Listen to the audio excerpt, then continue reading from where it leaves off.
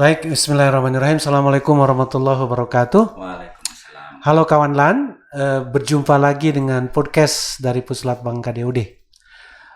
Pagi ini kita akan berbincang dengan salah seorang alumni terbaik kami yang baru saja menyelesaikan pelatihan kepemimpinan pengawas, yaitu Mas Erwin Nugroho SHMH dari Kementerian Hukum dan HAM. Mari kita sapa dulu beliau. Mudah-mudahan beliau sudah siap untuk berbincang dengan kita. Selamat pagi Mas Erwin. Assalamualaikum Mas. Apa kabar Mas? Alhamdulillah sehat Pak. Oh, luar biasa Ceria ya. Pak, soalnya udah lulus Pak. Alhamdulillah Mas. Alhamdulillah Pak, siap. Ya. Baik, kawan LAN, sebelum kita berbincang lebih lanjut, saya akan sampaikan dulu informasi tentang Mas Erwin Nugroho. Jadi Mas Erwin ini lahir di Jakarta 5 Desember 1980 dan pangkat beliau sekarang adalah penata tingkat 1 3D. Beliau adalah analis kepegawaian ahli muda pada Biro Perencanaan di Sekretariat Jenderal Kementerian Hukum dan Hak Asasi Manusia di Jakarta. Betul ya Mas Erwin? Siap, Ini ya. betul sekali Bapak. Baik, Mas Erwin, boleh cerita nggak sedikit ya Mas, perjalanan karir Mas Erwin ya dari pertama menjadi ASN. Siap. Mungkin juga boleh cerita sedikit Mas tentang mengapa memilih Kumham. Kementerian Hukum dan HAM ini kan. Sebuah kementerian yang menurut kami itu agak serem juga Mas. Ya, siap Bapak. Karena berarti dengan penegakan hukum ya. Bapak. Sampai dengan posisi yang sekarang. Siap Bapak. Silakan Mas. Siap Ya. Bapak. Terima kasih yang kami hormati Pak Rahmat dari KDUD LAN. Izin Pak, jadi saya ini kenapa memilih Kementerian Hukum dan HAM Pak ya? Ya. Pada saat itu saya kebetulan sudah bekerja di luar 2 tahun Pak. Oh, bekerja dulu ya jadi Mas? ya, Ya. saya D3 lulusan 2003 Pak. Oke. Jadi sudah kerja. Jadi setelah itu saya mikir cobalah karena tunjangan di DKI ya Pak, khususnya di Pemda itu sudah mendapat tunjangan kinerja Pak. Oh, pada saat itu. Pada saat itu Pak, jadi saya tahu karena ibu saya Pak seorang guru. Oh, begitu. Iya, Ya, jadi ya, ya. pikiran saya semua PNS itu sama Pak. Oke. Iya, jadi kebetulan saya mendaftar di Kementerian Hukum dan HAM karena ada saudara Pak. Oh, Ada situ saudara ya. saya di Kementerian Hukum dan HAM di Jen Imigrasi, di Jen, Imigrasi Pak. Jadi saya pengetahuannya Kumham, saya coba mendaftar, alhamdulillah lulus Pak. Tahun berapa itu? Tahun 2006 Pak. Oke, 2006. Tahun 2006 Iya. alhamdulillah lulus. Setelah itu saya kaget Pak. Iya, saya kaget. Kagetnya? Nah, yang tadi saya ceritakan Pak, kagetnya setelah saya masuk, waduh, gajinya cuma 800.000 Pak. Iya, jauh sekali Pak sama swasta Pak, jujur aja Pak. Iya. Waduh, gimana ini, apa saya teruskan atau gimana gitu kan. Saya pikir seperti ibu saya Pak. Oke, Iya, di DKI yang sudah ya. ada, iya, TKD-nya Pak. Ternyata kementerian pada saat itu belum ada belum Pak. ada. Jadi yang Ya. setelah saya tahu bahwa hanya beberapa kementerian yang punya tunjangannya Tunjangan, sendiri betul, Pak, Mas. seperti Kemenq gitu Pak. Pas setelah saya masuk baru tahu Pak. Siap. Terus cerita dari situ 2006 saya masuk, saya pertama kali ditempatkan di Biro Kepegawaian Bapak. Biro Kepegawaian, Ya, di Biro Kepegawaian saya pertama kali sampai dengan diklat prajabatan Pak. Jadi saya setahun itu ada di Biro Kepegawaian. Betul, ya. Ilmunya belum terlalu dapat Pak. Oke. Di Biro Kepegawaian belum terlalu dapat, jujur aja, karena saya hanya ditempatkan di bagian Jamsos Pak.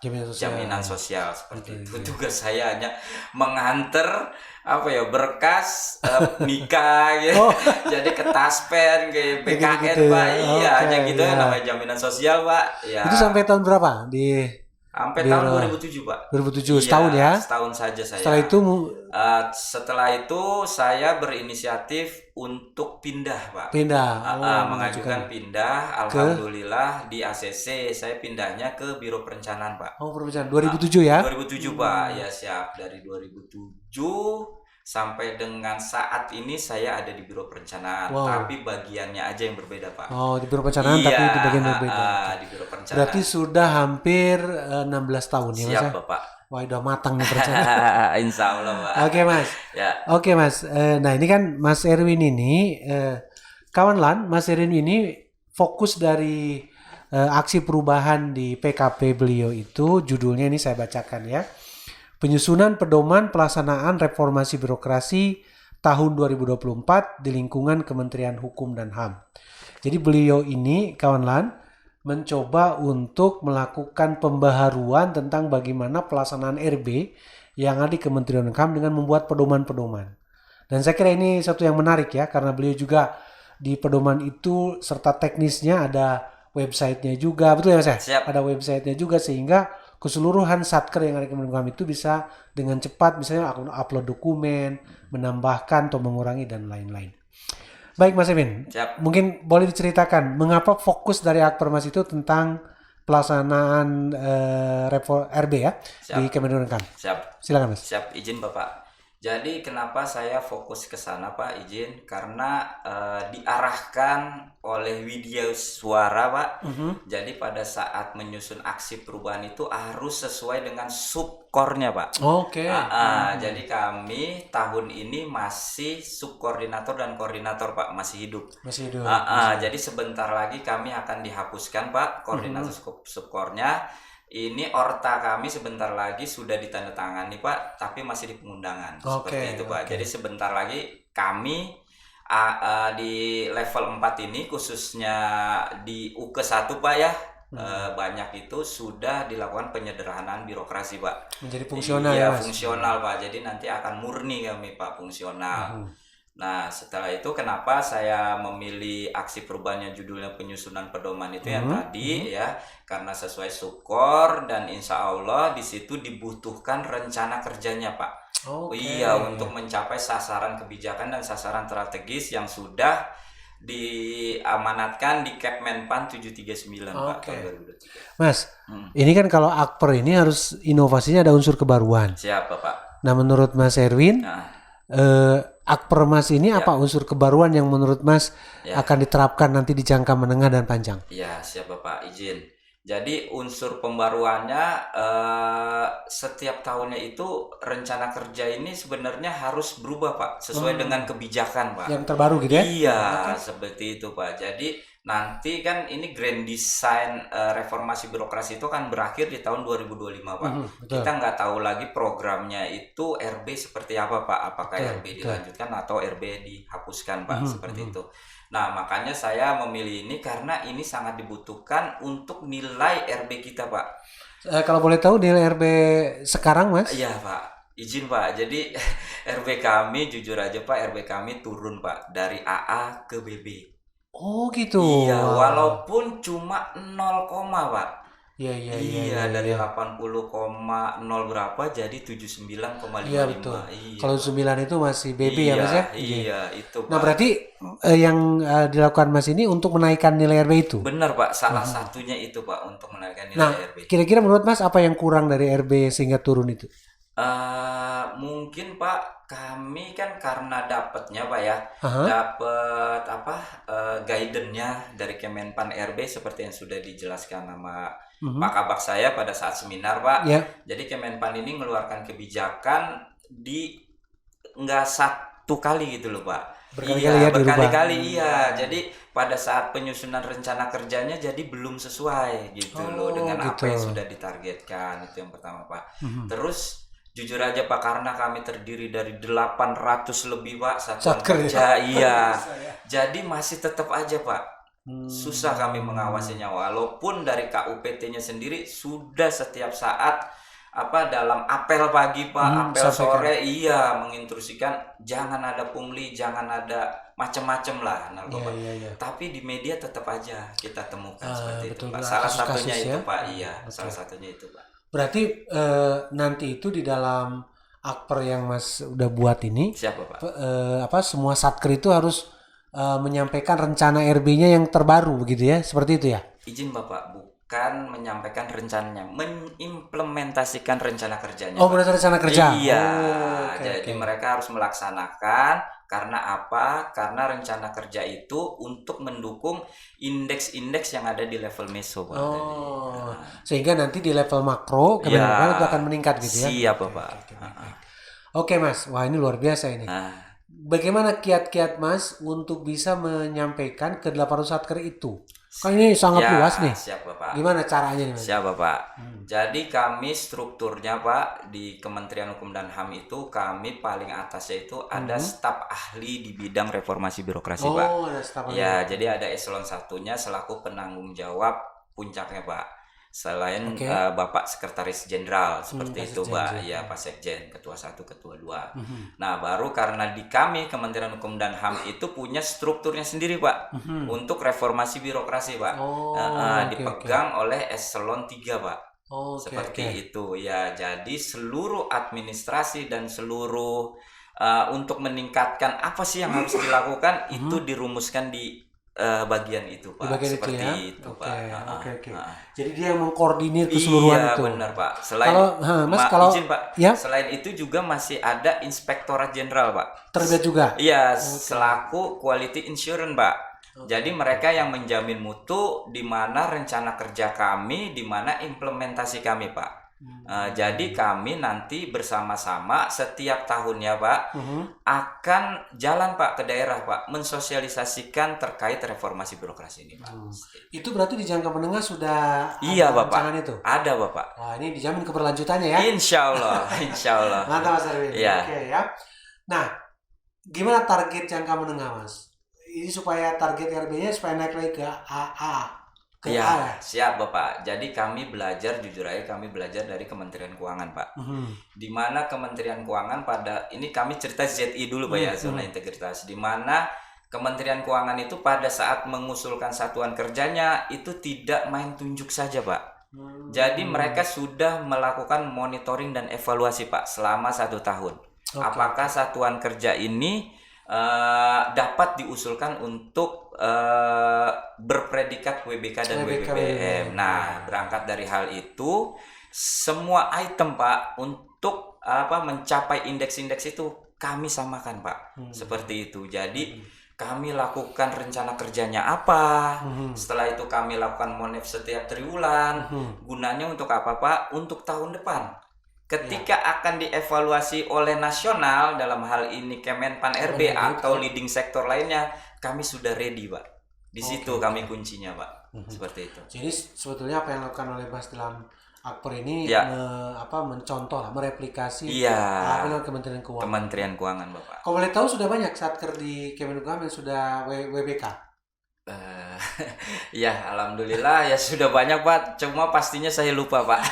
Ya izin Bapak. Sudah lumayan Pak, sudah lumayan banyak. Nah yang kemarin ini karena kami sebagai ditunjuk oleh Menpan itu sebagai pilot project terkait evaluasi mandiri Pak terkait wilayah bebas dari korupsinya Pak, WBK-nya. Kami itu mengajukan sekitar 40-an mungkin Pak. 40 ya? Saya lupa ya Bapak. Tapi belum ada pengumumannya ya? Belum Pak. Belum ada baik. Bapak. Mudah-mudahan kami doakan Siap 40-nya Bapak. lolos Mas. Siap Bapak. Baik Mas Erwin. Ini kan Mas Erwin ini masih muda. Siap ya? Bapak. Siap. Calon pemimpin Kemenkumham. Amin. Oke, ke depannya nih. Siap. Sekarang PKP. Nah, apa kira-kira karir dalam hal ini Mas punya rencana karir seperti apa ya ke depan begitu ya? Siap. Cita-cita Mas lah di meniti karir di Biro Perencanaan ini. Siap Bapak, izin Bapak. Jadi jujur aja Pak, karena ini hal baru ya, karena kita kan jabatan fungsional dari struktural tiba-tiba dialihkan ke fungsional, ini sesuatu yang baru Pak bagi saya khususnya. Jadi yang kemarin saya masih berpikir adalah peluang gitu istilahnya untuk berkarir. Nah untuk saat ini dengan penyederhanaan ini jadi saya bingung Pak. Karena jujur aja belum masih disusun mekanisme kerjanya Pak. Oke. Seperti itu. Tapi gini Mas, kalau yang saya pahami nanti itu antara fungsional dengan struktural itu kan setara ya. Dalam arti secara karir nanti dimungkinkan zigzag. Jadi misalnya kalau seseorang itu dipandang kompeten untuk naik ke jabatan struktural, maka dia mungkin di fungsional loncat ke struktural dulu. Nanti kalau di struktural mungkin sudah kelamaan belum bisa naik, pindah dulu ke fungsional. Jadi zigzag dia bisa ke struktur fungsional ke struktural, Siap. struktural ke fungsional, Ya. fungsional ke struktural Siap, gitu, Mas. siap. Jadi jangan khawatir menurut Ya, saya, ya. tinggal memang pemenuhan kompetensi ya Ya. kan. Pemenuhan kompetensi itu artinya Mas Erwin ini harus siap Ya. dari sisi pemenuhan kompetensi manajerial, misalnya PKP sudah, Ya. dari kompetensi teknis Siap. yang berkaitan dengan bidang tugasnya Ya, ya. dan sosial kultural. Siap. Saya kira Mas Erwin bisa, jangan ya, bisa lah ya. Gitu kan? Iya Bapak, izin Pak. Jadi yang saya masih bingung sampai saat ini Pak, ini karena saya di Biro Perencanaan tapi saya dikenakan jabatan fungsionalnya itu analis kepegawaian Pak. Oh, oke. Iya, itu yang saya bingung Pak. Siap. Iya, jadi awalnya saya harus gimana ini? Saya bingungnya pada saat nanti kalau hukum Pak. Misalkan saya kan dari 3D nih Pak, saya ingin ke 4A nanti Pak. Nah, angka kredit saya sudah sampai, cuma begitu saya dihukum saya nggak mempunyai keahlian di situ Pak, karena saya di Biro Perencanaan. Ya, iya, jadi dari Kementerian Pendayagunaan Aparatur Negara jujur aja Pak, butir RB itu hanya satu Pak. Nah, jadi ini apa ya? Ini permasalahan di seluruh kementerian sehingga menurut saya Pak ya. Sehingga Kementerian Hukum dan HAM itu mengeluarkan Permenpan 1 Pak. Iya, di mana butir kegiatan itu sudah tidak dipakai Pak. Betul. Cuma tetap aja Pak, uji kompetensinya tetap dipakai Pak. Itu yang saya Oke, ini ya. Mas. Siap. Insya Allah nanti ada jalan ya. Siap Bapak. Memang mungkin pasnya ada Mas ini Analis perencanaan. analis perencana Iya. ya seperti itu. Tapi tidak apa-apa kan? Siap Bapak. Karena analis kepegawaian itu tetap diperlukan di setiap satker kan? Siap. Dalam ini misalnya di Biro Perencanaan. Oke, baik Mas. Nah ini tentang pengalaman kepemimpinan Mas ya. Siap. Ini yang terakhir. Menurut Mas, misalnya dari PKP ini, apa yang Mas dapatkan? Lesson learn dari ikut pelatihan kepemimpinan pengawas ini? Dari ikut pelatihan pengawas ini tadi izin Pak, jadi juga sudah saya sampaikan Pak ya di acara seminar.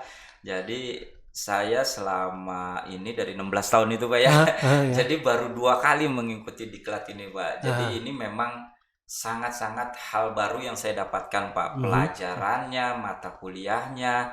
Jadi yang saya dapetin di diklat kepemimpinan ini ya kita dididik supaya menjadi pimpinan yang berkualitas Pak. Yang bertanggung jawab di situ Pak. Dalam hal kalau kamu ditaruh di situ ya kamu harus overall gitu, jangan setengah-setengah seperti itu. Jadi kamu harus berinovasi.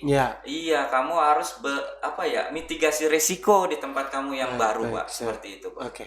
Wah, di luar itu pengalaman yang luar biasa ya. Baru kedua kali tapi mengatakan itu ya. Mas, yang terakhir, kalau ada orang misalnya, mau jadi pejabat struktural nih, ya dari staff misalnya ke struktural, apa kira-kira nasihat yang bisa Mas sampaikan ke kawan LAN atau pendengar yang lain yang akan meniti karir di struktural? Ya, siap Bapak. Izin. Kalau dari pengalaman saya Pak, sampai dengan saat ini di 4 Pak ya, di level 4. Jadi untuk mencapai itu yang pertama adalah attitude Pak. Iya, attitude. Izin Bapak, karena anak-anak sekarang ini attitude-nya itu sangat kurang sekali Pak. Itu Pak, attitude itu terutama Pak, itu menjadi penilaian inti. Walaupun pinter Pak, kalau attitude-nya nggak ada, pasti direkomendasikan sama pimpinannya 0 Pak. Jangan dia. Seperti itu Pak. Jadi itu yang menjadi hal yang penting ya Mas ya? Siap Bapak. Baik, Mas Erwin makasih banyak atas perbincangan yang luar biasa. Ini karena waktu juga saya kira membatasi kita ya. Bapak. Mudah-mudahan kami doakan karir Mas Erwin bisa lebih bagus ke depan. Dengan kebingungan-kebingungan tadi, tapi insya Allah ada jalan keluar ya Mas. Dan selamat sekali lagi sudah menyelesaikan PKP Angkatan 3 ini, dan Mas Erwin menjadi peserta terbaik di PKP Angkatan 3 khususnya dari rombongan peserta Kementerian Hukum dan HAM tahun 2023. Kawan LAN, demikian pembicaraan kita. Satu hal yang menurut saya kita dapat belajar dari Mas Erwin. Pertama, konsistensi ya. Beliau luar biasa meniti karir tahun pertama di Biro Kepegawaian, Keperencanaan 16 tahun. Dan kemudian beliau ikut pelatihan kepemimpinan pengawas. Satu pembelajarannya harus overall, harus berinovasi, harus sungguh-sungguh begitu ya. Dan beliau juga mengatakan satu hal yang terpenting bagi generasi milenial yang muda-muda ketika meniti karir di ASN, jaga attitude Anda, jaga sikap perilaku. Karena di dalam dunia kerja bukan hanya inteligensia, tetapi juga kemampuan bersikap dan berperilaku yang sopan, yang baik kepada sesama kolega Anda. Demikian sekali lagi Mas Erwin, terima kasih atas waktunya. Selamat jalan ya Mas, balik ke Jakarta. Mudah-mudahan nanti kalau ada waktu bisa berkunjung lagi, mampir ke tempat ini ya, di kampus tercinta. Ya, siap. Baik, demikian kan kawan LAN podcast kita hari ini yang tamu terhormat Pak Edwin. Mudah-mudahan apa yang kita bincangkan tadi bisa bermanfaat bagi karir dan bagi kehidupan kita semua. Demikian, terima kasih, saya tutup. Assalamualaikum warahmatullahi wabarakatuh. Selamat pagi, salam sejahtera buat kita semua.